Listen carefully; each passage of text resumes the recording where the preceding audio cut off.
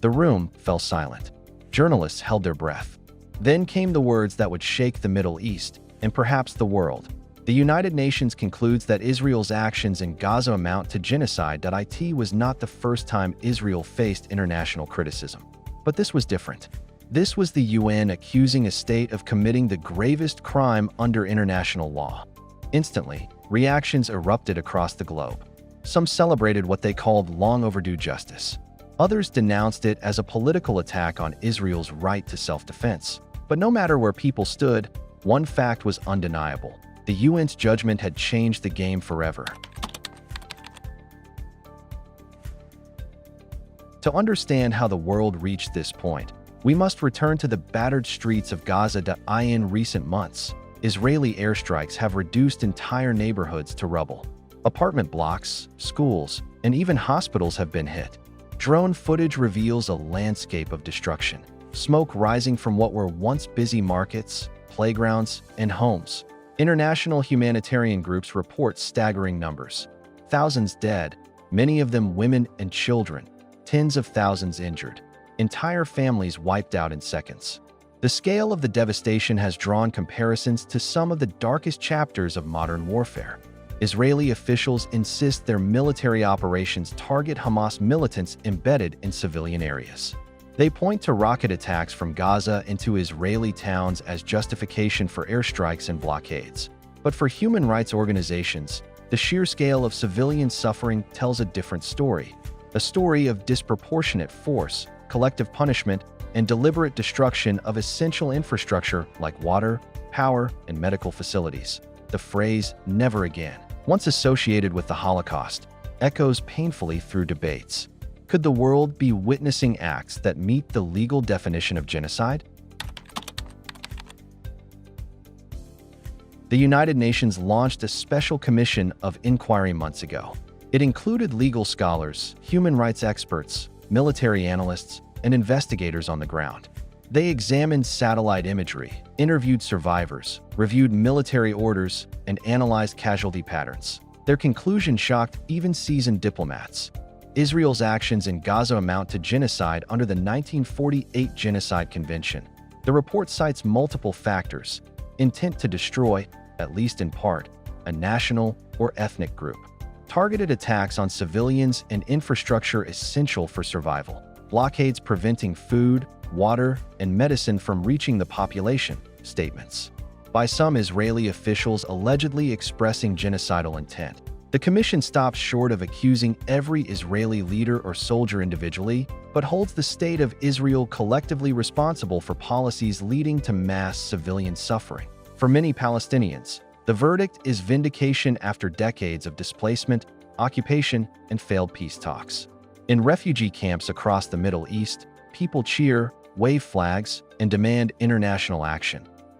For Israel and its allies, the report is dismissed as biased, politically motivated, and ignoring Hamas attacks on Israeli civilians. In Jerusalem, the government reacted with fury that Israel's prime minister called the report a modern-day blood libel, invoking centuries-old anti-Semitic accusations.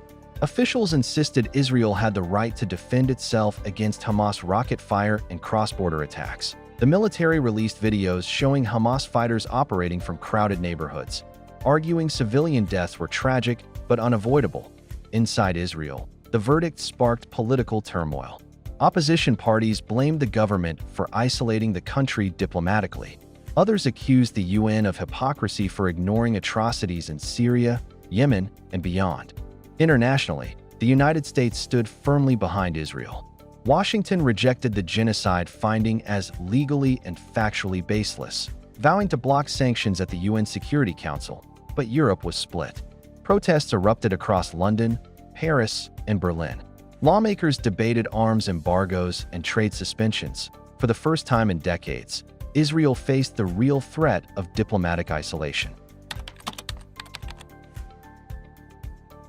The UN verdict triggered two major legal battles. The International Court of Justice, ICJ, began hearings on whether Israel violated the Genocide Convention. Its rulings are binding but depend on UN Security Council enforcement, where the US wields veto power. The International Criminal Court, ICC, considered arrest warrants for top Israeli officials. Unlike the ICJ, the ICC prosecutes individuals for war crimes and crimes against humanity that, if issued, these warrants could restrict Israeli leaders from traveling abroad, as seen before with Sudan's Omar al-Bashir and Russia's Vladimir Putin. Legal scholars debate whether prosecutors can prove intent, a key requirement for genocide cases. But even the possibility of trials signals a dramatic shift after decades of impunity. The UN verdict reverberates far beyond the Middle East. In Europe, massive street protests demand governments cut military and economic ties with Israel. Some parliaments debate recognizing Palestine as a full sovereign state. In the Arab world, leaders use the verdict to rally public opinion, calling for oil embargoes and boycotts reminiscent of the 1973 energy crisis. In Africa and Asia, nations once silent on the Israeli-Palestinian conflict now speak out, framing the issue as part of a broader struggle against colonialism and Western double standards. For Russia and China, the verdict offers a propaganda victory. They accuse Washington of hypocrisy, defending Israel while condemning Russian actions in Ukraine or Chinese policies in Xinjiang. Global energy markets react nervously. Israel's natural gas exports, regional trade routes, and even the stability of peace treaties with Egypt and Jordan come under scrutiny. The Middle East, already a tinderbox from wars in Syria and Yemen, now faces a new layer of uncertainty. What comes next? Some fear the ruling will embolden militant groups like Hezbollah in Lebanon or Iran-backed militias in Iraq. Others hope it will pressure all parties toward renewed peace talks. But history offers little optimism. For families in Gaza, survival remains the priority: clean water, electricity, rebuilding shattered homes. For Israelis near the border, rocket sirens still interrupt daily life. The UN verdict does not erase these realities overnight, but it changes the moral and political landscape in ways the world cannot ignore. As one human rights lawyer said, "This is not the end of the story. It is the beginning of a reckoning." Whether that reckoning brings justice, peace, or more chaos will define the Middle East for generations to come. Can the United Nations do anything to end this war besides condemning Israel?